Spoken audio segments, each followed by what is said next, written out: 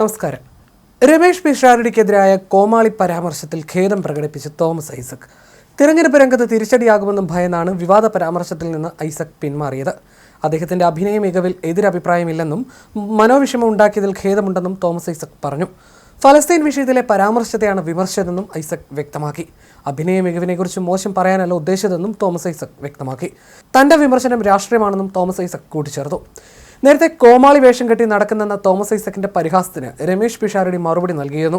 സംസ്കാരം സമരം ചെയ്താൽ കിട്ടുന്ന കാര്യമല്ല, നാടകത്തിൽ കൂടി രാഷ്ട്രീയം പ്രചരിപ്പിച്ചവരാണവർ. എന്തുകൊണ്ടാണ് ഇപ്പോൾ അസഹിഷ്ണുതയെന്നും പിഷാരടി ചോദിച്ചിരുന്നു.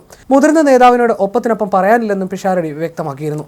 കോമാളി വേഷം കെട്ടി നടക്കുന്ന നടന്മാരെ നിർത്താതെ ജനകീയ പിന്തുണയുള്ള ആരെയെങ്കിലും നിർത്തണമായിരുന്നു എന്നായിരുന്നു തോമസ് ഐസക്കിന്റെ വിമർശനം. ജനങ്ങൾക്ക് അംഗീകാരമുള്ള സ്ഥാനാർത്ഥികളൊക്കെയുണ്ട്. ഇങ്ങനെയുള്ള കോമാളി വേഷം കെട്ടി നടക്കുന്ന നടന്മാരെയൊക്കെ പിടിച്ച് മത്സരിപ്പിച്ചിട്ട് അയ്യോ ഞങ്ങൾക്ക് വോട്ട് കിട്ടുന്നില്ല, ഞങ്ങളുടെ വോട്ട് LDF ഭിന്നിപ്പിക്കാൻ പോകുന്നു എന്ന് പറഞ്ഞ് നടന്നിട്ട് വല്ല കാര്യവുമുണ്ടോ എന്നായിരുന്നു തോമസ് ഐസക്കിന്റെ ആക്ഷേപം. സംസ്കാരം എന്നത് സമരം ചെയ്താൽ കിട്ടുന്ന ഒന്നല്ലെന്നും അത് വ്യക്തിപരമായ പെരുമാറ്റത്തിലൂടെയാണ് പ്രകടമാക്കേണ്ടതെന്നും പിഷാരടി ഇതിന് മറുപടി നൽകി. മറുപക്ഷത്താണെങ്കിൽ എതിരാളികളെ ആദരിക്കുകയും ബഹുമാനിക്കുകയും ചെയ്യുന്ന രാഷ്ട്രീയ ശൈലിയാണ് തന്റേതെന്ന് പിഷാരടി പറഞ്ഞു.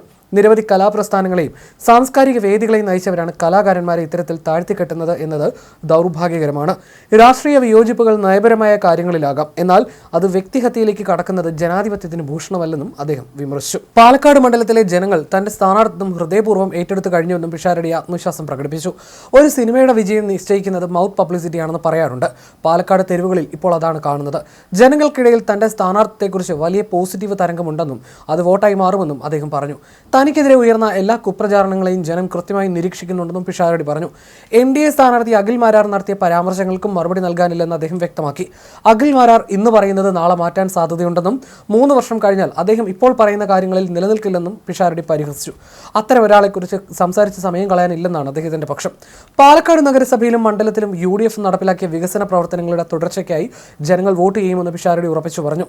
ഓരോ വോട്ടർക്കും തന്നെ നേരിട്ടറിയാമെന്നും കലാകാരൻ എന്ന നിലയിലുള്ള തന്റെ പ്രതിച്ഛായ രാഷ്ട്രീയത്തിലും കരുത്താകുമെന്നും അദ്ദേഹം വിശ്വസിക്കുന്നു.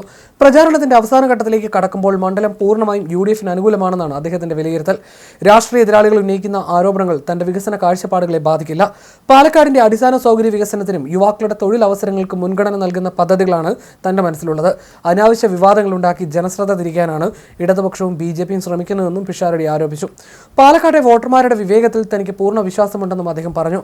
പ്രസംഗങ്ങളിൽ മാത്രം വികസനം പറയുന്നവരെയല്ല, പ്രവൃത്തിയിൽ വികസനം കാണിച്ചവരെയാണ് ജനങ്ങൾ പിന്തുണയ്ക്കുക. തന്നെ വ്യക്തിപരമായി അധിക്ഷേപിക്കുന്നവർക്ക് വോട്ടിലൂടെ ജനങ്ങൾ മറുപടി നൽകുമെന്നും പിഷാരടി മാധ്യമങ്ങളോട് പ്രതികരിച്ചു. മണ്ഡലത്തിലെ ഓരോ പഞ്ചായത്തിലും വോട്ടർമാരുമായി നേരിട്ട് സംവദിക്കുന്ന തിരക്കിലാണ് പിഷാരടി ഇപ്പോൾ. കുടുംബയോഗങ്ങളിലും പൊതുപരിപാടികളിലും ലഭിക്കുന്ന ആവേശകരമായ സ്വീകരണം വിജയത്തിന്റെ സൂചനയാണെന്ന് അദ്ദേഹം കരുതുന്നു.